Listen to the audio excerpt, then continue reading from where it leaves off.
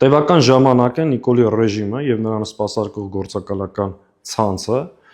լուրեր է տարածում կամ պնդում է, որ հայ-հեղափոխական դաշնակցությունը ցանկանում է զիջել Հայաստանի ինքնիշխանությունը եւ Հայաստանը մաս դարձնել միութենական պետության եւ հղում անելով ինչ որ իրենց կողմից հորինված կամ կեղծված փաստաթղթերի։ Սիրելի հայրենակից, երբեք մտքովս չէր անցնի, որ մի օր ստիպված կլինեմ հերքել այս հիմարությունը, բայց հաշվի առնելով այն տեղեկատվական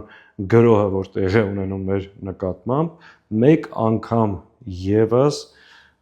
պնդում եմ, որ հայ-հեղափոխական դաշնակցության որևէ ժողովում, որևէ տեղ նման քննարկում տեղի չի ունեցել, էլ ուր մնաց որոշում, որ Հայաստանը պետք է մաս դառնա միութենական պետությանը։ Սա այս իշխանությունների կողմից հորինված հերթական ֆեյք եւ կեղտոտ տեղեկատվական գրոհն է, որ տեղի է ունենում մեր նկատմամբ։ Հայ-հեղափոխական դաշնակցությունը իր պատմության, կենսագրության 135 տարիների ընթացքում պայքարել է բացառապես հայ ժողովրդի շահերի եւ իրավունքների համար, անկախ պետականության համար եւ այդ պետականության համար